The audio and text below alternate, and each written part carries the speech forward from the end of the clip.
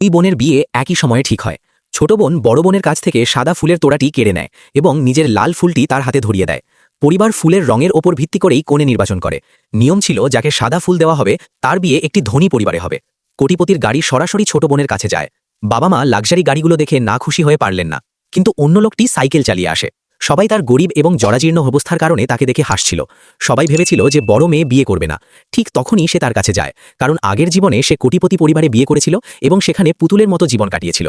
অন্যদিকে তার ছোট বোন এক গরিব লোককে বিয়ে করে সারা জীবন অসন্তুষ্ট ছিল এবং শেষ পর্যন্ত তারা দুজনেই একসাথে মরার জন্য পুলে গিয়েছিল। তারপর বিয়ের দিনে তাদের পুনরায় জন্ম হয়। ছোট বোন কোটিপতিকে পেয়ে খিলখিল করে হাসল।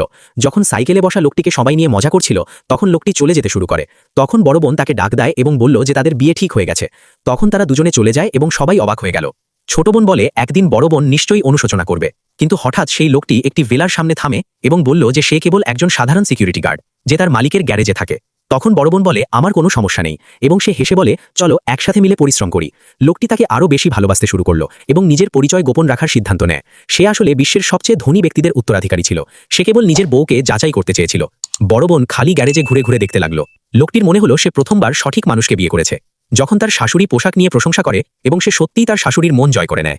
রাতে সে তার ছোট বোনের কাছ থেকে একটি হোটেলে ধনী পরিবারের আমন্ত্রণ পায়। তার স্বামী চিন্তিত ছিল যে তাকেও হয়তো সাথে যেতে হবে, কিন্তু মহিলাটি মানা করে দিয়ে বলল যে সে একাই সামলাতে পারবে। লোকটি তাকে একটি পুরনো আংটি দেয়। পরের দিন বড় বোন তাদের দাওয়াতে যায় এবং সেখানে ছোট বোন ও তার স্বামী তাকে অপমান করে।